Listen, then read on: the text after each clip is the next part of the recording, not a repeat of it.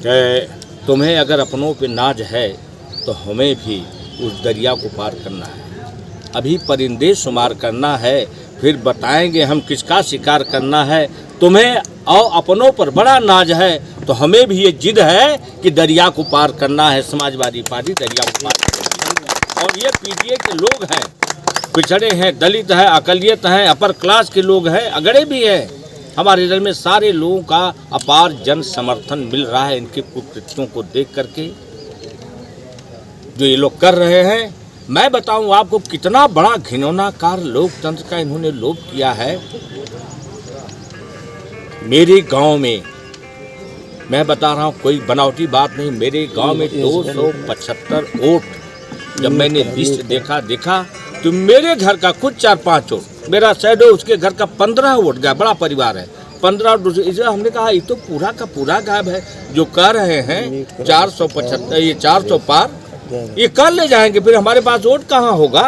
तो जब एक बूथ पर 275 वोट गायब हो रहे हैं तो आप जोड़ लो, अगर 300 बूथ है तो कितने वोट जीतेंगे, कहाँ हम जाएंगे। इसलिए मैं आपके माध्यम से, इस चैनल के माध्यम से अपने समाजवादी पार्टी के तमाम सम्मानित साथियों से कहना चाहता हूँ, इस मुगालत में न रहें कि हम जीत रहे हैं।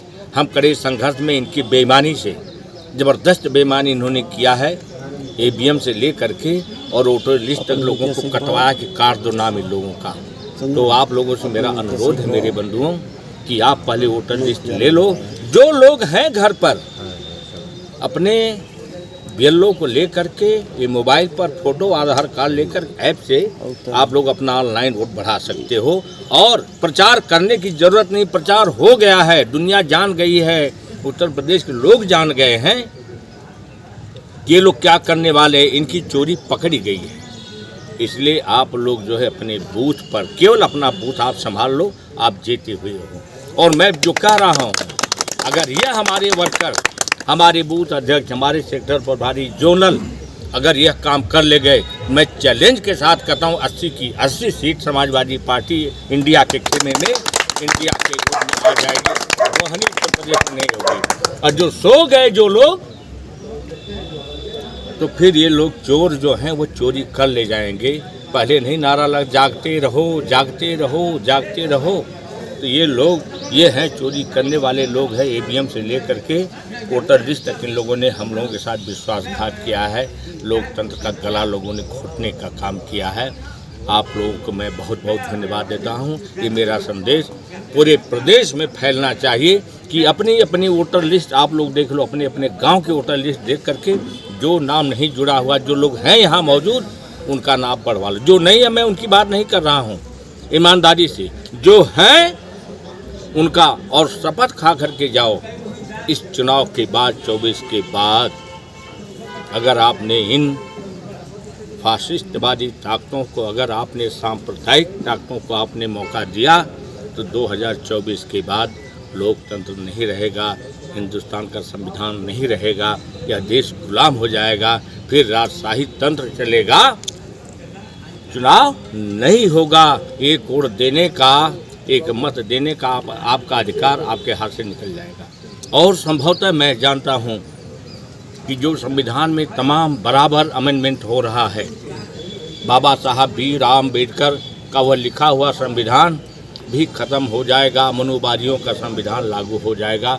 इसलिए अगर इससे बचना चाहते हो, लोकतंत्र को बचाना चाहते हो, तो 2024 को फतेह करना होगा। फिर आज़ादी की सांस, आज़ादी से आप जी सकते हो, वरना फिर जीने का हक भी आपको नहीं होगा। Sir door to door campaign कर रहे हैं, आप लोगों के बीच जा रहे हैं, कैसा महसूस हो रहा है? आप पहले भी चुनाव लड़ चुके हैं, इस बार भी चुनाव लड़ रहे हैं, कैसा लग रहा है? लग ये रहा है मेरे बाबू, मैं आपको बता रहा हूँ, जो समाजवादियों ने काम किया है, माननीय अखिलेश यादव जी ने, जो राष्ट्रीय अध्यक्ष हैं समाजवादी पार्टी के, उन्होंने काम किया है, हर वर्ग के लिए काम किया है, वो काम बोलता है।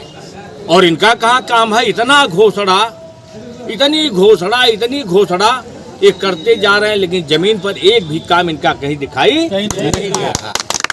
और हमने जो काम किया, हमारा मुखिया, हमारा नेता जो काम किया है, वो दुनिया जान रही। अगड़े, पिछड़े, शोषित, दलित, माइनॉरिटी, अति दलित, के लिए जो उन्होंने किया है वो सामने आप लोगों को दिखाई दे रहा है। लेकिन इन्होंने पूर्व चुनाव में कहा था कि अखिलेश बाबू आपका काम नहीं कारनामा बोलता है। नहीं, हमारा काम बोलता है, हमारा काम बोलता है, कारनामा नहीं, मेरा काम बोलता है। ये कह रहे थे।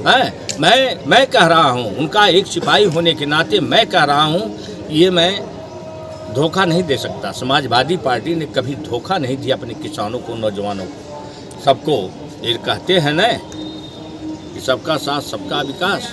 मैं कहता हूँ सबका साथ लेकर के सबके साथ, हर वर्ग के साथ इन लोगों ने विश्वासघात किया है, देश को बेचने का काम किया है। सर आप कह रहे हैं कि ये लोग कुछ काम नहीं किए हैं। सदन में बोलते हैं योगी आदित्यनाथ जी की माफियाओं को मिट्टी में मिला देंगे। हाँ। और मिटाते जा रहे हैं। सर क्या कहेंगे?